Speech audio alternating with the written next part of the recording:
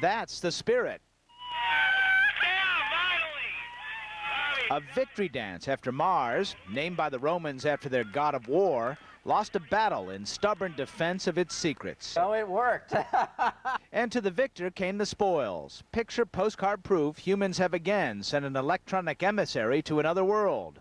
The self-portrait and glimpses of the rocky horizon, just a taste of what may lie ahead. The slideshow was a best-case cherry atop a spectacular Saturday at NASA's Jet Propulsion Lab. We could not have imagined returns as early as this, as clear as this, as successful as this, and in the volume that it has been. Ladies and gentlemen, Mars.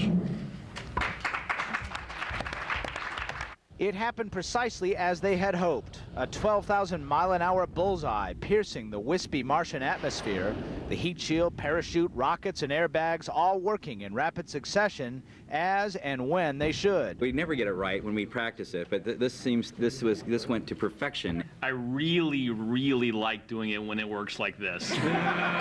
4 years ago, Richard Cook was there when the Mars Polar Lander crashed. It mistook the jolt of its landing gear deployment for touchdown and turned off its rockets.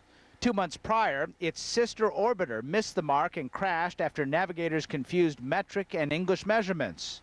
The post-mortem accused NASA of cutting too many corners. We did this one differently. We spent twice as much money on it. We had countless independent reviews. We reviewed the reviewers. But before they can savor any rave reviews, much work lies ahead.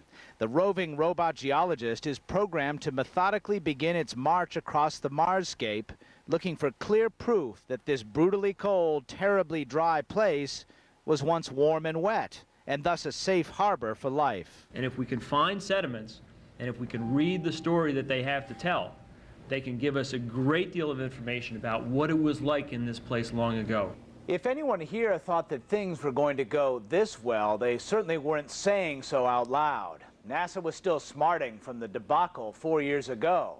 There was a lot on the line before Spirit landed. Now there's a long line of rocks with an old story just waiting to be told for the first time. Miles O'Brien, CNN, Pasadena, California.